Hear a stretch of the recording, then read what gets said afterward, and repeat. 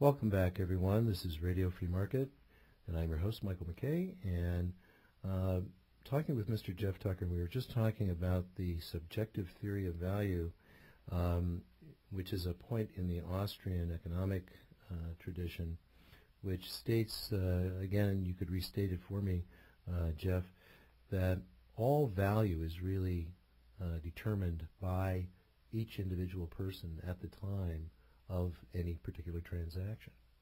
And so in your case of your rolls in the grocery store, those $2 that you had in your pocket were not as valuable as those rolls that you were looking at. Yes, that's right. And you know, if you carry this logic far enough, you see that it makes a case against central planning.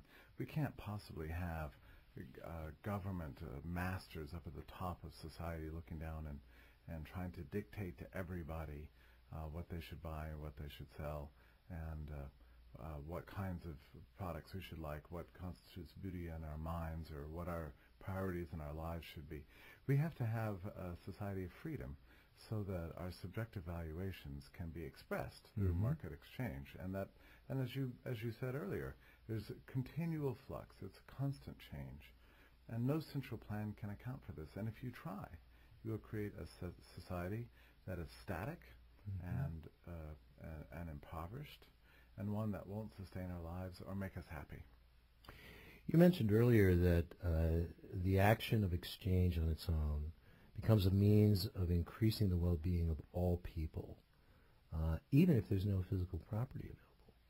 You know, can you explain that a little bit more? Yeah, to me, this is the real magic of the market that is underappreciated, really.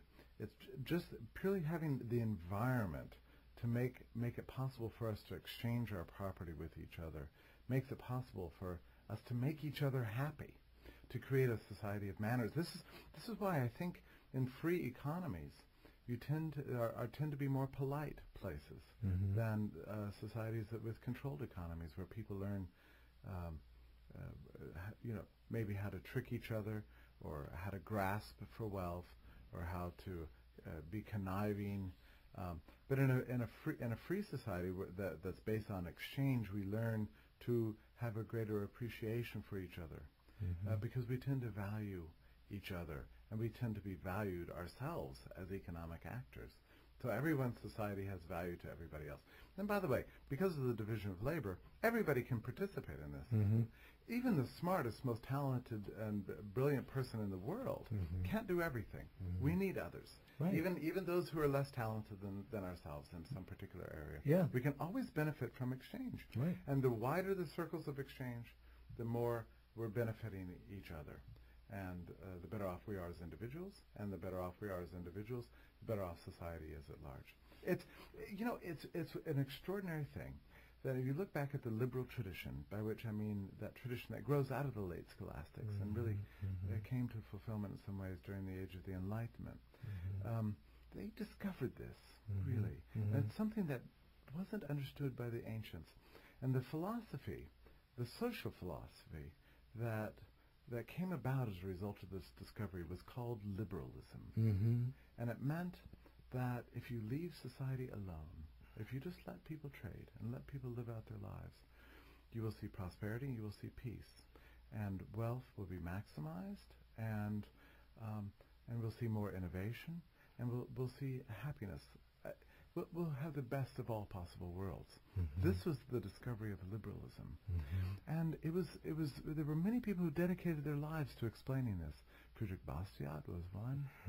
Thomas Jefferson too, very much influenced by the French finance minister named Anne Robert Jacques Turgot. There was a whole liberal generation in every country: the United States, France, Germany, England. They were called Manchesterites. The liberals of the 18th and 19th century, they were great heroes, great intellectual heroes. And my own perception is that the insights that they had are lost on us today, I'm afraid. They understood something important about society, I think, that is forgotten today, namely that it is self-managing, and that any attempts to manage it is just going to make everything worse. Yeah. It's a very interesting situation we find ourselves in today, where we have actually, in many ways, much more freedom from any kind of fear of death, disease, and so on than we've ever had in the entirety of human existence. And yet there is this competition that we experience with people who have forgotten that how we get there is by peacefully cooperating. Yeah. Yeah, we have a government that's constantly claiming that it's keeping us secure, and yet we get ever more insecure. Constantly claiming to improve our lives, but our lives are not getting better off. You notice these days we have less and less choice. Just the other day, I went to the hardware store to buy some lye. You know, lye, the product called lye. Sure, to make soap in there. Yeah, and it's the best thing you could ever get for unclogging drains, for example. Well, you can't get it anymore because some bureaucrat decided that it was too dangerous for us. So, as a result, you know, I had to go home and poke sticks down my drains and use snakes and all sorts of messy, terrible gadgets. Whereas in the old days, I just used lye and unclog it. It's the same thing with so many aspects of lives, and the way our water is used in our homes. We have regulation on how much water can come out of our shower heads, how hot or cold our water can be, the products that we buy at the store, the medicines we buy, ever more things going to prescription and off the shelves. And our recycling habits. I mean, look what we've come down to. You know, I mean, we finish using our trash, and now we have to separate it into all these itty bitty parts and dig our hands through our trash. You know, whereas in the old days you just throw it into a single incinerator when you're done with it. In so many ways, all these regulations are really diminishing the quality of our lives, and it's because instead of exchange and human cooperation, we're relying ever more on government dictate. They don't always know what's best for us. Right. One of the examples I reflect on all the time is stock, chicken stock and beef stock. Okay, you buy these at the store. Well, it turns out that there's a government recipe for stock. Only certain percentage of is it a the Republican recipe or is it Democrat? the people who do this we didn't vote for. I don't know. They're that permanent state. Wasn't there a chicken in every pot? Yeah. They're taking the chicken out of the pot, or they limited the amount that can be in the pot. So now you can't even buy very good stock at the store. That's not the fault of the producers. It's there's an official government recipe for it. What we can buy is limited by our trade restrictions, you know, with other countries.